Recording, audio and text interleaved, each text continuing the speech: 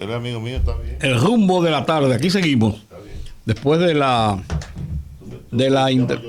intervención de lo ocurrido, estamos tratando de hacer contacto con el Ministerio de Obras Públicas para tener algunos detalles del proyecto anunciado hoy por el ministro de Obras Públicas en una entrevista en el desayuno del Listín Diario, publicada con muchos detalles sobre la intervención de dos ejes principales en una misma zona y un tercer eje de mucho tránsito. Ocurre que usted viene por la avenida 27 de febrero, usa los pasos a desnivel. 24 horas casi, esa vaina. No, sí.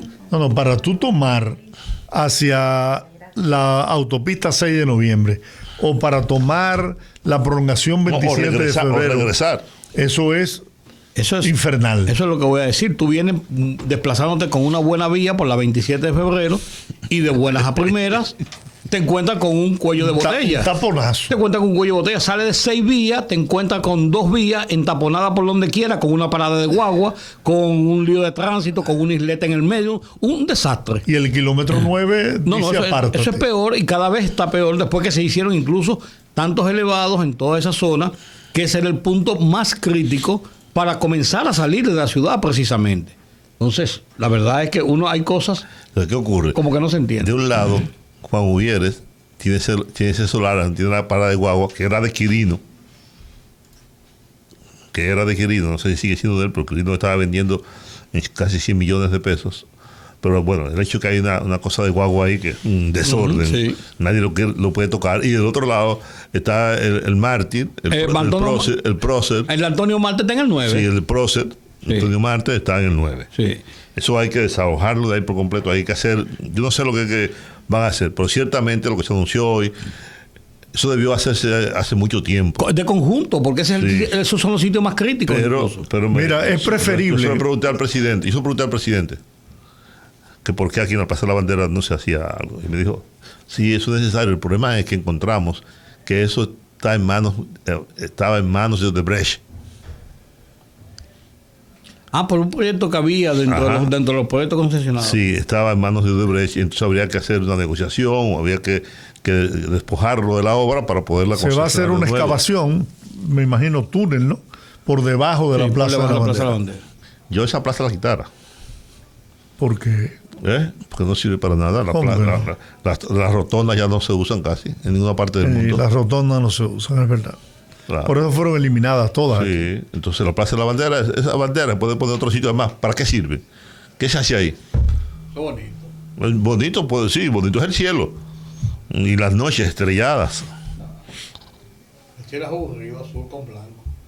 Nelson Bautista, ambientalista, coordinador Fundación Acción Verde y miembro de la coalición de la defensa de áreas protegidas. ¿Y quién es? Vamos a ver quién es. El tema es, por lo que llamamos a este ambientalista, y lo pongo en contexto así en 30 segundos, lo que significa el problema que se ha armado, más político que ambientalista hasta este momento, de la represa, el muro de contención, el canal de desvío. Hay muchísimas modalidades que he visto del río Masacre, que nace en República Dominicana y corre hacia Haití, un río internacional. Entonces, se ha hablado del tema político, de que se hablan los presidentes, que si es el alcalde, que si es fulano de tal, que quiere el río. Bien, ahora, en el área ambiental, ¿qué significa represar o desviar un río que nace en República Dominicana? ¿En qué nos perjudica? ¿Cuál es la situación? Buenas tardes, ingeniero. Buenas tardes, Rudy. Y tú ves que Juan pregunta que cuál es ese, porque él no me pone caso. Cuando él dice eso, por estar fuñendo. Él sabe quién es. A ver si me dice a mí a cada rato, ¿y quién es este que está hablando? A mí mismo, no te apures. Un abrazo a ambos. Mira, el desafío ambiental del tema del río Masacre no se puede ver como un caso puntual de ese río. Okay. Como nosotros somos un estado, un país muy particular, insular, compartimos como pocos países una sola isla.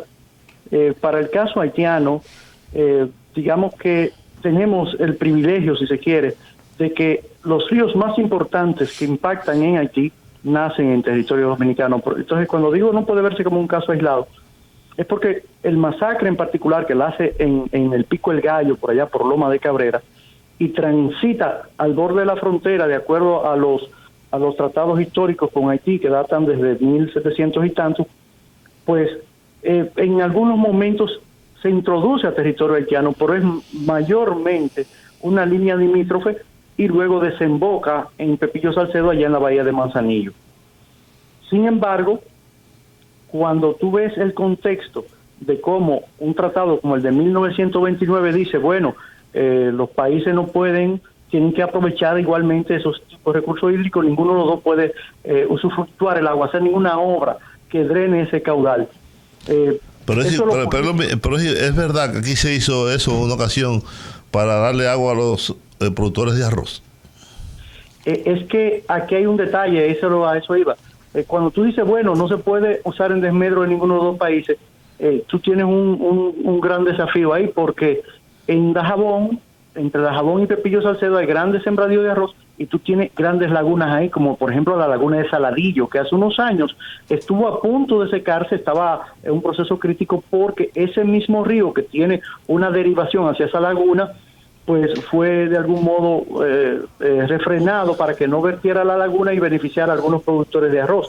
Entonces, ahí hay un componente ambiental que va pasando por el siguiente hecho, y es la merma paulatina del caudal de ese río por la deforestación y las situaciones que se dan aguas arriba en una cuenca que, aunque tiene 800 y pico de kilómetros en el sentido general, a lo largo del trayecto del río son apenas unos 50 y tantos kilómetros. Entonces, ese río lo pueden hacer el canal ahora o no hacerlo. Ahora, el destino de ese río, si no se protege esa cuenca, es simplemente que ninguno de los dos vamos a tener agua. Pero si nace aquí y se represa lo que vaya, ¿cuál es el riesgo de que corre el río? ¿Que se vaya extinguiendo o que su desvío provoque alguna situación? ¿Cuál es realmente? Bueno, el río ya de por sí no tiene mucha agua. Es de los pocos ríos de la zona que tiene agua el año entero, hay que decirlo. Por eso se pasa a pie. Por eso se pasa a pie. Sí, por eso se pasa a pie, así es. Sin embargo, ya cuando cruza la frontera, que es donde ellos están tratando, cuando cruza el puesto fronterizo de Juana Méndez y Dajabón, que es donde ellos están tratando de hacer de ya casi conectar el canal, eso es mucho antes de las zonas arroceras del país y antes de las lagunas.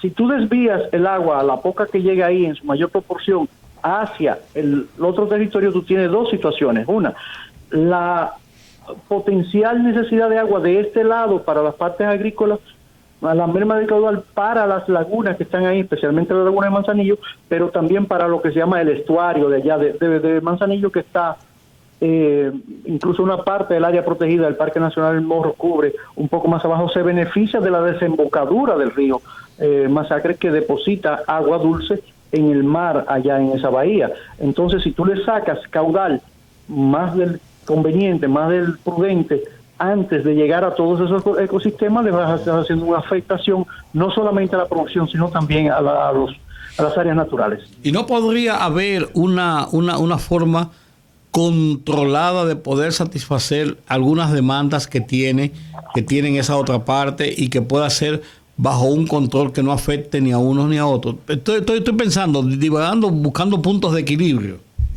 Mira, a pesar de que el tratado que se firmó, y estamos hablando en 1929, un nombre rarísimo, un tratado de paz y amistad perpetua y arbitraje entre República Dominicana y Haití, sí, dice específicamente que ninguno de los dos estados pueden consentir ninguna obra susceptible de mudar la corriente o de alterar el producto de la fuente. Eso quiere decir que ninguno de los dos, por ejemplo, pudiera hacer una presa para limitar ese caudal. En una parte más abajo dice que no se puede interpretar ese artículo en el sentido de privar a ninguno de los dos del derecho de usar de manera justa y equitativa ese caudal. Entonces, ¿qué te quiere decir? Que sí, que en efecto hay que buscarle la manera de que los dos países aprovechen de forma equitativa y justa el caudal de ese río que llega allá abajo. Y ahí precisamente es donde entra la diplomacia, la política, pero también la ciencia y el medio ambiente. Por ejemplo, la medición del caudal. ¿Cuánto es el caudal real? Y de ese caudal real, ¿cuánto es sano sacarle sin que se afecte ninguno de los dos? A partir de ese ejercicio, entonces hay que convenir cuántos metros cúbicos será permitido para un lado.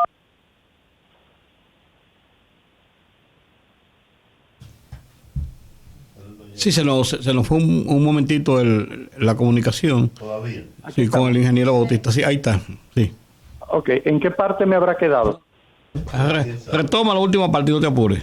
Bueno, le decía que a pesar de que el tratado, que es de 1929, dispone que ninguno de los dos pueden usufructuar de manera privilegiada ese caudal, más abajito dice, tiene un acápite que dice que esa disposición no se puede interpretar en el sentido de privar ninguno de los dos estados del derecho de usar de manera justa y equitativa ese recurso.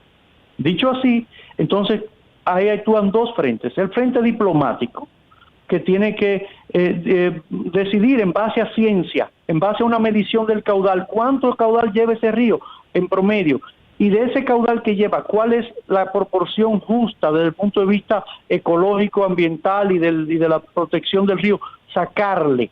Y de ese que le vamos a sacar, cuánto va a disfrutar Haití, cuánto vamos a disfrutar nosotros. Entonces, a ese acuerdo tiene que arribarse sobre la base de la ciencia y de la protección ambiental del río, que finalmente si lo matamos, ninguno de los dos lo vamos a poder disfrutar. Eso es verdad, eso es verdad. Bueno, gracias, ingeniero Bautista. Pero antes de despedir al ingeniero, yo he leído que hacia donde quiere desviarse el río para aprovecharlo, según ellos, en los sembradíos que tienen en esa zona, tiene un nivel más alto que el río. Y entonces, en esas condiciones, ¿es factible poder desviar el río, que las aguas puedan correr por ese canal?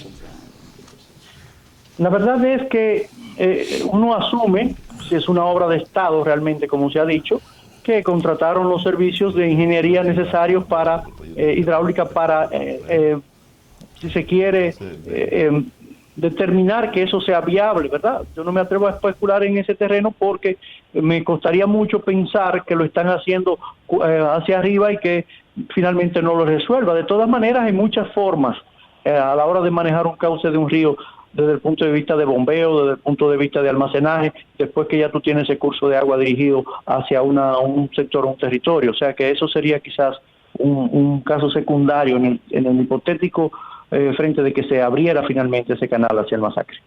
Esto sí. De cómo es el proyecto. Yo no sabía eso que tú dices, Giorgi. Pues, no tendría lógica en tal caso. Porque tener el agua para tenerla ahí, que no se aproveche, sería hasta ilógico. Pero bueno, gracias, ingeniero Nelson Bautista por estas explicaciones, que la verdad es que a veces cuando surgen situaciones de esta naturaleza entre dos países con tantas desavenencias cotidianas, se pierde la esencia de la discusión en los temas políticos, en los temas ancestrales de las relaciones, y no se va al fondo de la situación incluso que la provoca, como es este caso, que es el desvío de un río. Un río de por sí famoso porque es limítrofe entre las dos naciones. El Masacre todavía se pasa a pie.